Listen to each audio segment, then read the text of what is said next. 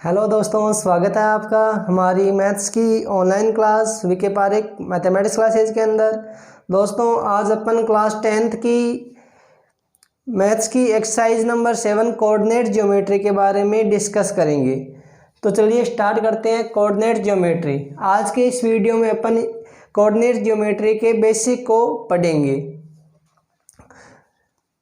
तो coordinate geometry आपने class 9th में भी पढ़ी हुई है, तो वहीं से एक बार स्टार्ट करते हैं रिवीजन अपना कि सबसे पहले कार्टेशियन प्लेन क्या होता है।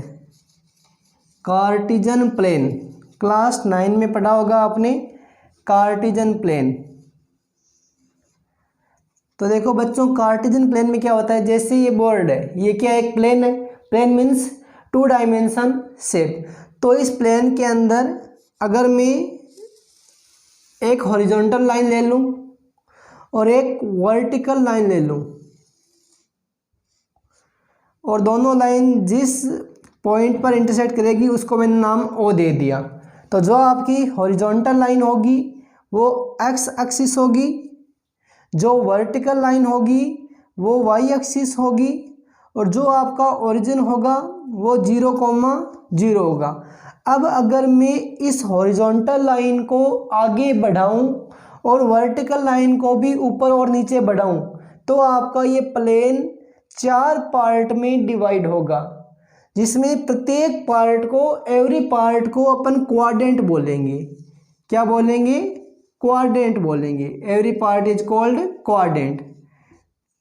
ये अपना फर्स्ट क्वाड्रेंट हो जाएगा, ये अपना सेकेंड क्वाड्रेंट, ये थर्ड क्वाड्रेंट और ये फोर्थ क्वाड्रेंट। अब आपने पढ़ा है कि कार्टेशियन प्लेन में या आप जब भी ग्राफ ड्रॉ करते हो तो एक्स एक्सिस पर ओरिजिन से आगे की ओर क्या होता है, पॉजिटिव नंबर्स आते हैं। 1 2 3 4 ऐसे पॉजिटिव नंबर्स आते हैं, और लेफ्ट साइड में आपके नेगेटिव नंबर्स यहाँ पर इस नंबर लाइन पर आएंगे, और वाई एक्सिस पर आपके ऊपर की ओर पॉजिटिव नंबर्स आएंगे और नीचे की ओर आपके नेगेटिव नंबर्स है वो आएंगे। ठीक है, तो आप एक बात इसमें याद ध्यान रखना कि प्रत्येक पार्ट क्या होगा, क्वाड्रेंट होगा। अब फर्स्ट क्वाड्रेंट में एक्स और वाई दोनों क्या होंगे, पॉजिटिव होंगे। सेकेंड क्वाड्रेंट में एक्स नेगेटिव होगा, वाई पॉजिटिव होगा। थर्ड क्वाड्रेंट में एक्स भी नेगेटिव और वाई भी नेगेटिव होगा, और फोर्थ क्वाड्रेंट में एक्स आपका पॉजिटिव और वाई नेगेटिव होगा। अब आपने पढ़ा है कि ग्राफ के अंदर आप किसी भी पॉइंट को क्या करते हो, उसकी एग्जैक्ट पोजीशन शो करते हो। जैसे एक पॉइंट हो गया, आप मान लो यहाँ पर ये 2 है, यहाँ पर ये 2 है, तो ये पॉइंट है ए जिसके कोऑर्डिनेट है 2,2। तो कोऑर्डिनेट का मतलब क्या है कि कार्टेशियन प्लेन में किसी भी पॉइंट की एग्जैक्ट पोजीशन शो करने के लिए अपन कोऑर्डिनेट का यूज करते हैं। तो पूछ ले आपसे कि कोऑर्डिनेट का यूज क्यों करते हैं, तो कार्टेशियन प्लेन में किसी भी पॉइंट की एग्जैक्ट पोजीशन शो करने के लिए कोऑर्डिनेट का अपन यूज करते हैं। कोऑर्डिनेट की फॉर्मेट क्या होती है बेटा, कोऑर्डिनेट की फॉर्मेट होती है एक्स कोमा वाई। हमेशा ध्यान रखना, कोऑर्डिनेट है वो डबलेट होता है। एक कोऑर्डिनेट क्या होता है बेटा, एक डबलेट होता है, द्विकक होता है, जिसमें पहली वैल्यू हमेशा ही एक्स की आएगी, पहली वैल्यू हमेशा एक्स की और सेकंड वैल्यू हमेशा वाई की आएगी। एक्स की वैल्यू का मतलब क्या है कि आप ओरिजिन से उस पॉइंट पर जाने के लिए कितनी डिस्टेंस कवर की है वो आपका एक्स होगा, और उस पॉइंट पर जाने के लिए वाई पर आपने कितनी डिस्टेंस कवर की है वो आपका वाई कोऑर्डिनेट होगा। तो ध्यान से देखिए एक बार, यहाँ पर आपने इस ओरिजिन से एक्स पर कितनी डिस्टेंस कवर की है वो आपकी वाई एक्सिस से डिस्टेंस होगी। किसी भी पॉइंट की वाई एक्सिस से डिस्टेंस क्या होगी, उसका एक्स कोऑर्डिनेट होगी। Distance of point P, distance of point P from x axis, किसी भी पॉइंट की जो एक्स एक्सिस से डिस्टेंस है वो आपका वाई कोऑर्डिनेट होगी, और वाई एक्सिस से डिस्टेंस एक्स कोऑर्डिनेट होगी। तो एक्स एक्सिस से डिस्टेंस उसका वाई कोऑर्डिनेट होगा, और वाई एक्सिस से जो डिस्टेंस है वो आपका एक्स कोऑर्डिनेट होगा, ये ध्यान रखना। और आप ये भी जानते हो कि डिस्टेंस कभी भी नेगेटिव नहीं होती है। जैसे आपको पूछ लिया कि एक पॉइंट है 2,3, तो इस 2,3 की वाई एक्सिस से डिस्टेंस क्या होगी। तो अभी आपको बताया कि वाई एक्सिस से डिस्टेंस क्या होती है, उसका एक्स कोऑर्डिनेट होता है। तो यहाँ एक्स कोऑर्डिनेट क्या है, 2 है, तो इसकी वाई एक्स से डिस्टेंस कितनी हो जाएगी, 2 हो जाएगी। ऐसे ही एक्स एक्सिस से डिस्टेंस क्या होगी, वाई कोऑर्डिनेट होगा। वाई कोऑर्डिनेट कितना है यहाँ पर 3 है, तो एक्स एक्सिस से डिस्टेंस 3 हो जाएगी और वाई एक्सिस से डिस्टेंस 2 हो जाएगी। ये थोड़ा आप ध्यान रखना, ये बेसिक है, आपने क्लास 9 में पढ़ा हुआ है। उसके बाद में आपने ये भी पढ़ा हुआ है कि किसी भी पॉइंट के जो एक्स कोऑर्डिनेट है उसको एब्सिसा बोलते हैं और वाई कोऑर्डिनेट को ऑर्डिनेट बोलते हैं। एक्स कोऑर्डिनेट को अपन एब्सिसा बोलते हैं और वाई कोऑर्डिनेट को अपन ऑर्डिनेट बोलते हैं। ये आपने 9th क्लास में पढ़ लिया था। जैसे आपको पूछ लिया कि एक पॉइंट ए है जिसके कोऑर्डिनेट 2,3 है, तो इसके लिए एब्सिसा कितना होगा। तो इसके लिए बेटा जो एब्सिसा है वो क्या होता है, किसी भी पॉइंट का एब्सिसा उसके एक्स कोऑर्डिनेट को बोलते हैं। तो यहाँ एक्स कोऑर्डिनेट कितना है, 2 है, तो एब्सिसा कितना होगा, 2 हो जाएगा यहाँ पर। ऐसे ही पूछ ले कि इसके लिए ऑर्डिनेट कितना है, तो ऑर्डिनेट मतलब वाई कोऑर्डिनेट, यहाँ वाई कोऑर्डिनेट कितना है, 3। तो ये ध्यान रखना, abscissa means X coordinate and ordinate means Y coordinate. अब अपन बात करते हैं क्लास 10th के चैप्टर नंबर 7 कोऑर्डिनेट ज्योमेट्री की। तो इस चैप्टर में मेनली आपके पास में 2 फॉर्मूले हैं। एक तो है डिस्टेंस फॉर्मूला, एक आपके पास में है डिस्टेंस फॉर्मूला और एक आपके पास में है सेक्शन फॉर्मूला। 2 फॉर्मूले आपके पास में इस चैप्टर में मेनली यूज होंगे। बेटा डिस्टेंस फॉर्मूला है, उसका यूज कहाँ होगा, जैसे आपको 2 पॉइंट दे दिए, एक पॉइंट ए है जिसके कोऑर्डिनेट x1, y1 है और दूसरा पॉइंट आपका बी है जिसके कोऑर्डिनेट x2, y2 है। पूछेगा कि इन दोनों पॉइंट के बीच में डिस्टेंस है AB, तो AB क्या होगी। तो आपको ये डिस्टेंस AB निकालने के लिए डिस्टेंस फॉर्मूले का यूज करना है। अकॉर्डिंग टू डिस्टेंस फॉर्मूला ये क्या होता है, जो पहले x कोऑर्डिनेट है उनका डिफरेंस और उसका स्क्वायर प्लस y कोऑर्डिनेट के डिफरेंस का स्क्वायर, यानी आपका जो डिस्टेंस फॉर्मूला है ये क्या हो जाएगा, AB इक्वल टू रूट में x2 माइनस x1 का square plus y2 minus y1 का स्क्वायर। यानी आपको ये ध्यान रखना है कि x कोऑर्डिनेट में से x कोऑर्डिनेट को माइनस करना है और फिर उसका स्क्वायर करना है, प्लस y कोऑर्डिनेट में से y कोऑर्डिनेट को माइनस करना है फिर उसका स्क्वायर करना है। यहाँ पर ये आपके मायने नहीं रखेगा कि आप पहले कौन से x में से किसको माइनस कर रहे हो, क्यों, क्योंकि यहाँ पर आपके होल स्क्वायर आ रखा है। तो अगर आप इनको इंटरचेंज भी करोगे तो यहाँ माइनस साइन आएगा या प्लस साइन आएगा। तो अगर माइनस साइन आएगा तो वो होल स्क्वायर के कारण फिर से प्लस बन जाएगा। इसलिए आप किसी भी x में से किसी भी x को माइनस कर सकते हो। केवल ध्यान आपको इतना रखना है कि x कोऑर्डिनेट में से x कोऑर्डिनेट को ही माइनस करना है। ये गलती आप मत करना कि आप x में से y को या y में से x को माइनस मत करना, केवल इतना ध्यान रखना। ये आपका डिस्टेंस फॉर्मूला है। उसके बाद में इसी का एक सेकेंड फॉर्म है डिस्टेंस फॉर्मूला का, कि अगर आपको बोल दे कि ओरिजिन दिया हुआ है O 0,0, तो ओरिजिन से किसी पॉइंट की डिस्टेंस क्या होगी। तो ओरिजिन से किसी पॉइंट की जो डिस्टेंस है बेटा वो क्या होती है, वो आपकी OA इक्वल टू क्या होगा यहाँ पर,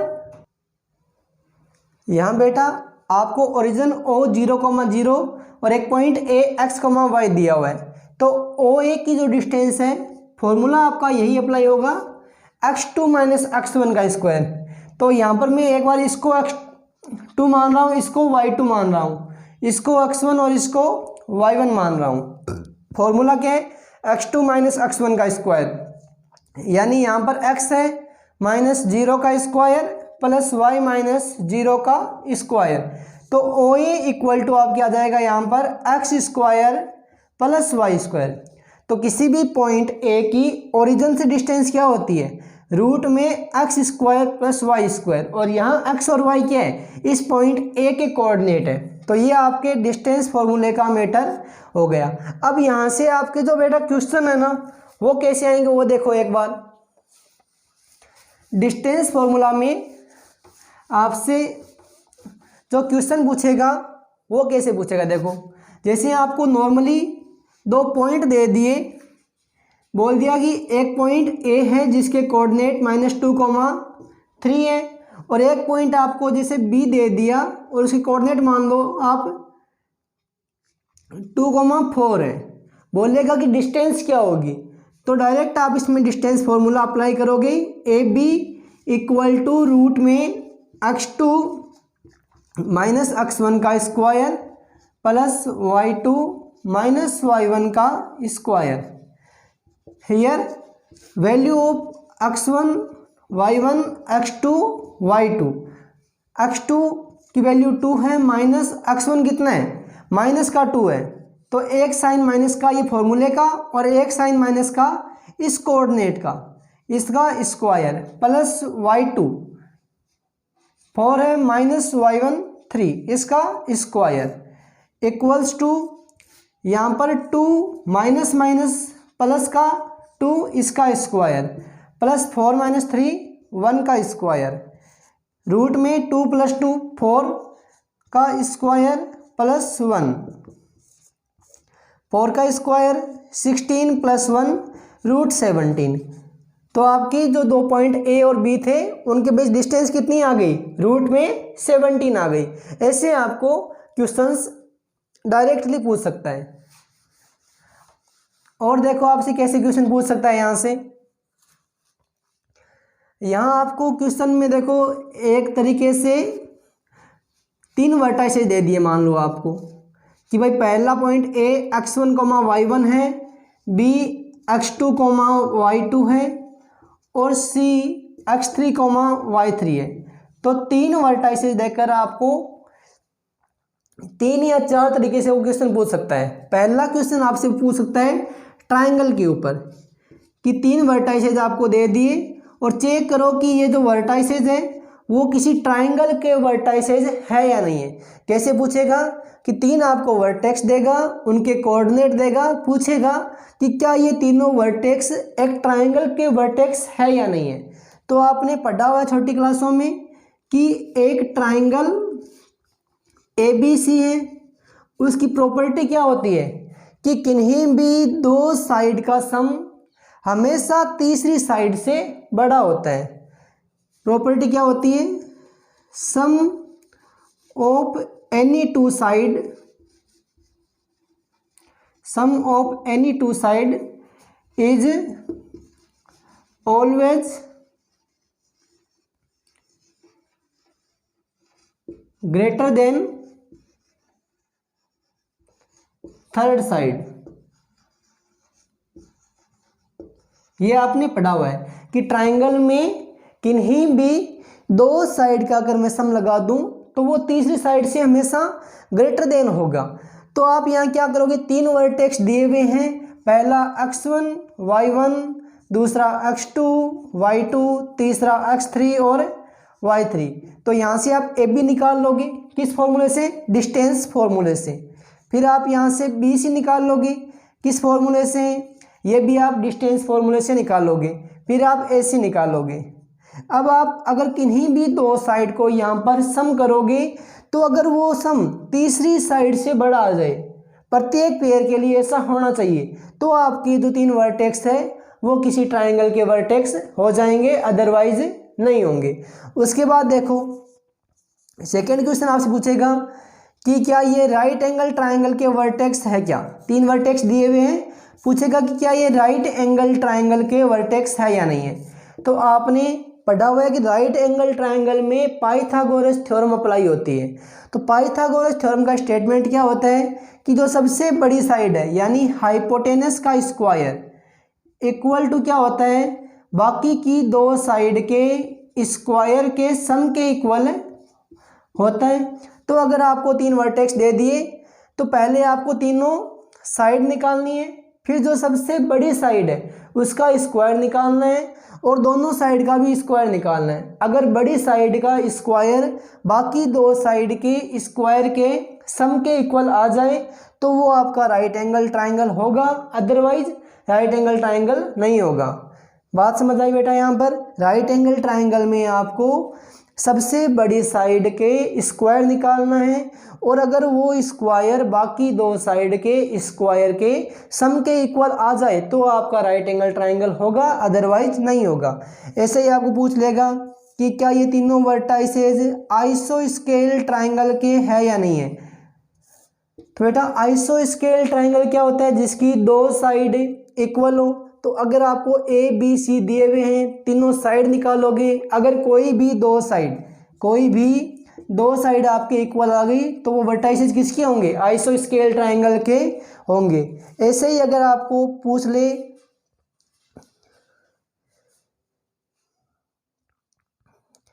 कि तीनों वर्टाइसेस है वो इक्विलेटरल ट्रायंगल के है या नहीं है, तो बेटा इक्विलेटरल ट्रायंगल में क्या होता है, इक्विलेटरल ट्रायंगल में तीनों साइड इक्वल होती है। तो अगर आपके तीनों side A B B C और ए सी अगर तीनों साइड इक्वल आ जाए तो वो आपके तीनों वर्टाइसेस किसके होंगे, इक्विलेटरल ट्रायंगल के होंगे। ये आपके ट्रायंगल से रिलेटेड क्वेश्चन यहाँ से आएंगे। ऐसे ही देखो आपसे एक क्वेश्चन पूछ सकता है कोलिनियर का, कि तीनों वर्टाइसेज कोलिनियर है या नहीं है। कोलिनियर का मतलब है बेटा कि एक लाइन में है या नहीं है। तो अगर तीनों पॉइंट एक लाइन में होंगे तो यहाँ ध्यान से देखो, ए बी और बी सी को ऐड करने पर वो ए सी के इक्वल आएगा। ये डिस्टेंस और ये डिस्टेंस पूरी ए सी के इक्वल आएगी अगर कोलिनियर हुई तो। अगर कोलिनियर नहीं है तो क्या आएगा, इन दोनों का सम है वो ए सी से बड़ा आएगा। अगर ये पॉइंट इस लाइन ए सी पर नहीं हुआ तो A B plus B C क्या आएगा, ए सी से बड़ा आएगा। यानी आपको पहले ए बी निकालना है, बी सी निकालना है और ए सी निकालना है। तीनों निकाल लिए, फिर आप क्या करोगे, जो सबसे बड़ी साइड है वो किसके इक्वल होनी चाहिए, बाकी दो साइड के सम के इक्वल होनी चाहिए। अगर ऐसा हो गया तो वो आपके कोलिनियर होगा, अदरवाइज कोलिनियर नहीं होगा। उसके बाद देखो बेटा आपके तीन वर्टाइसेज से रिलेटेड इतना ही है। अब आप बात करते हैं चार वर्टाइसेज के लिए। भाई अगर आपको चार वर्टेक्स दे दिए जाए तो आपसे क्वेश्चन कैसे पूछेगा, फोर वर्टाइसेज। तो बेटा चार वर्टाइसेज में आपको चार पॉइंट दिए होंगे। ए कोऑर्डिनेट मान लिए x1, y1, B x2, y2, C x3, y3 and D x4, y4। अब चार वर्टाइसेज है मतलब चार साइड होगी, और चार साइड किस में होती है, चार साइड आप जानते हो क्वाड्रिलेटरल में होती है। तो आपसे वो क्वाड्रिलेटरल से रिलेटेड क्वेश्चन पूछेगा। अब देखो बेटा यहाँ पर आपके क्वाड्रिलेटरल, अब आपके यहाँ पर क्वाड्रिलेटरल में चार वर्टेक्स किसमें होते हैं, आपके चार वर्टेक्स होते हैं आपके क्वाड्रिलेटरल में। तो क्वाड्रिलेटरल में आपने पढ़ा हुआ है कि क्वाड्रिलेटरल में स्क्वायर भी होता है, क्वाड्रिलेटरल में आपके स्क्वायर भी होता है, क्वाड्रिलेटरल में आपके रेक्टेंगल भी होता है, क्वाड्रिलेटरल में आपके रोम्बस भी होगा, और क्वाड्रिलेटरल में आपके पैरेललोग्राम भी होगा, पैरेललोग्राम। तो इन चारों के लिए आपके पास में चार अलग अलग कंडीशन होगी। तो जिस कंडीशन को दिए गए वर्टाइसेज है वो फुलफिल करेंगे वो वाली शेप आपके हो जाएगी। जैसे स्क्वायर में क्या होता है, चारों साइड इक्वल होती है। सबसे पहले अगर आपको 4 वर्टेक्स दिए हो तो आप कोई भी एक क्वाड्रिलेटरल बना लेना, उसका नाम देना आप ए बी सी डी।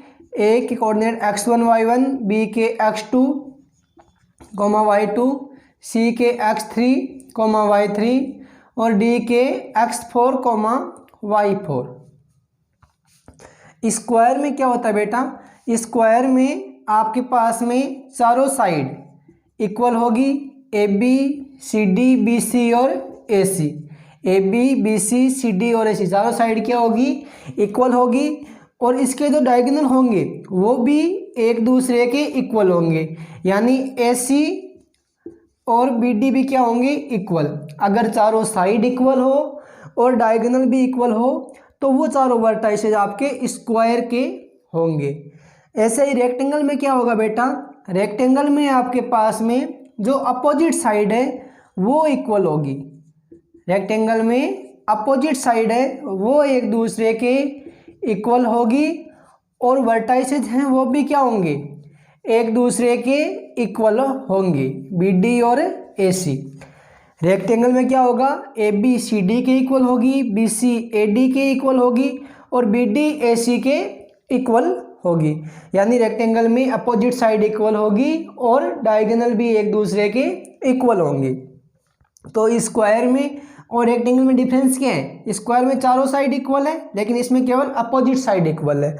अब देखो बेटा रोम्बस में क्या होगा, रोम्बस में चारों साइड इक्वल होगी। रोम्बस में A B B C C D और ए डी चारों साइड क्या होगी, इक्वल, लेकिन इसमें डायगोनल इक्वल नहीं होंगे, ए सी और बी डी इक्वल नहीं होंगे। अगर डायगोनल इक्वल हो गए तो रोम्बस आपका स्क्वायर बन जाएगा, इसलिए रोम्बस में केवल आपके चारों साइड इक्वल होगी। ऐसे ही पैरेललोग्राम में क्या होगा बेटा, पैरेललोग्राम में आपके पास में अपोजिट साइड इक्वल होगी, ए बी और सी डी इक्वल होगी, बी सी और ए डी इक्वल होगी, अपोजिट साइड इक्वल होगी, ए बी सी डी के इक्वल और बी सी ए डी के इक्वल। लेकिन इसमें भी क्या होगा, इसमें भी डायगोनल है वो एक दूसरे के इक्वल नहीं होंगे। क्यों नहीं होंगे, क्योंकि अगर डायगोनल इक्वल हो गए तो आपका वो पैरेललोग्राम रेक्टेंगल बन जाएगा। तो स्क्वायर में चारों साइड इक्वल, डायगोनल भी इक्वल। रेक्टेंगल में अपोजिट साइड इक्वल और डायगोनल इक्वल। रोम्बस में चारों side equal but diagonal not equal. Parallelogram में opposite side equal but diagonal not equal. यहाँ से आपके क्वेश्चन बनेगा। उसके बाद में देखिए आपके डिस्टेंस फॉर्मूला लगभग यहाँ पर कंप्लीट है। फिर आपके एक्सरसाइज नंबर 7.2 में एरिया ऑफ ट्राइंगल है। एरिया ऑफ ट्राइंगल, इसके लिए एक फॉर्मूला है आपके एरिया ऑफ ट्राइंगल के लिए, बहुत इजी फॉर्मूला है। ट्राइंगल में 3 वर्टेक्स होते हैं, x1 y1 ए के मान लिए, बी के x2 y2 मान लिए, सी के x3 y3 मान लिया। अगर 3 वर्टेक्स दिए हों और बोले कि एरिया ऑफ ट्राइंगल क्या होगा, तो इसके लिए फॉर्मूला आपके पास में है 1/2। पहले अपन x कोऑर्डिनेट का, पहले a का अपन x1 लेंगे, फिर 1 के आगे 2 - 3 y2 - y3 प्लस यहाँ x1 ले लिया, यहाँ x2 लेंगे, 2 से आगे 3, 3 से फिर 1 पर y3 - y1, x1 ले लिया, x2 ले लिया, अब यहाँ अपन x3 लेंगे, 3 से फिर 1 पर, 1 से 2 पर। ये आपके ट्राइंगल के एरिया का फॉर्मूला है। किसी भी ट्राइंगल का जो एरिया है वो होगा 1/2 ब्रैकेट में x1 y2 - y3 plus x2 y3 - y1 plus x3 y1 - y2। यहाँ x1 x2 x3 y1 y2 y3 ये आपके कोऑर्डिनेट दिए हुए हैं। उसके बाद में देखिए आप यहाँ पर ये आपके एरिया का फॉर्मूला हो जाएगा। इसका आपको यूज़ कैसे करना है, अगर आपको डायरेक्टली एरिया पूछे तो भी आप यूज़ कर सकते हो। अगर 3 कोऑर्डिनेट दे दिए, बोले कि कोलिनियर है या नहीं है, तो ये बताओ कि ये जो ए बी सी है ये कोलिनियर कब होंगे, जब ये पॉइंट यहाँ से उठकर यहाँ आ जाए। तो इस पॉइंट के यहाँ पर आने का मीनिंग क्या है, इसका मीनिंग ये है कि आपका जो ट्रायंगल है उसका एरिया 0 हो जाएगा। जब ट्रायंगल का एरिया बेटा यहाँ पर 0 होगा तभी तो पॉइंट ए यहाँ पर आएगा और ए बी सी क्या बन जाएंगे, कोलिनियर बन जाएंगे। तो अगर आपको बोल दे कि ए बी सी कोलिनियर है तो आप ये फॉर्मूला अप्लाई कर सकते हो और यहाँ पर जो एरिया आएगा उसको 0 के इक्वल पुट कर सकते हो। इसका भी आप यहाँ पर यूज कर सकते हो। उसके बाद में बेटा अपन बात करते हैं एक्सरसाइज 7.3 के सेक्शन फॉर्मूला के बारे में। एक्सरसाइज नंबर 7.3 में आपके सिलेबस में जो सेक्शन फॉर्मूला है वो आपके इंटरनल सेक्शन फॉर्मूला है। सेक्शन फॉर्मूला जैसे देखो, आपको एक पॉइंट दे दिया ए जिसके कोऑर्डिनेट दिए हुए हैं x1, y1 और एक पॉइंट आपको दे दिया बी जिसके कोऑर्डिनेट आपको दिए हुए हैं x2, y2। इन दोनों पॉइंट को मैंने ज्वाइन कर दिया। इन दोनों को ज्वाइन करने से आपको लाइन सेगमेंट ए बी मिलेगा और बोल दिया कि एक दूसरा पॉइंट पी है जो ए और बी को ज्वाइन करने वाले लाइन सेगमेंट को m1/m2 में डिवाइड कर रहा है। ए बी एक लाइन सेगमेंट है, एक दूसरा पॉइंट P जिसके कोऑर्डिनेट x, y है, ये पॉइंट P इस लाइन सेगमेंट को m1/m2 में डिवाइड कर रहा है। यानी ये वाला भाग P से इधर वाला भाग m1 है, ये भाग m2 है। तो आपको पूछेगा कि इस पॉइंट के कोऑर्डिनेट क्या होंगे, यानी P के कोऑर्डिनेट जो x और y है उनकी वैल्यू क्या होगी। तो देखो बेटा, यहाँ पर आपके सेक्शन फॉर्मूला में x आएगा, रेशियो आपको m1 m2 दिया हुआ है तो यहाँ पर m1 m2 अपॉन में भी m1 प्लस m2। यहाँ x लिया है तो यहाँ भी दोनों जगह x आएगा। m1 के साथ में आपके x2 आएगा, m2 के साथ में x1। x equal to m1 x2 plus m2 x1 upon में m1 प्लस m2। ये आपका x कोऑर्डिनेट हो गया।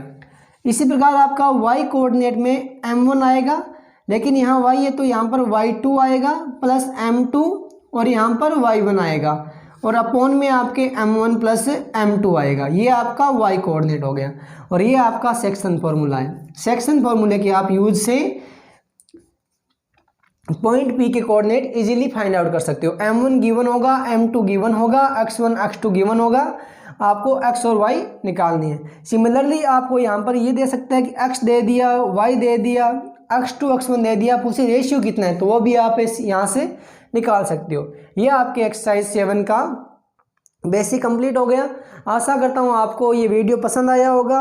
अगर कोई दिक्कत आए तो कमेंट बॉक्स में कमेंट करके ज़रूर बताना। अगले वीडियो में अपन एक्सरसाइज 7 से रिलेटेड कुछ इंपॉर्टेंट MCQ क्वेश्चन लेकर आएंगे। मिलते हैं अगली क्लास में। धन्यवाद।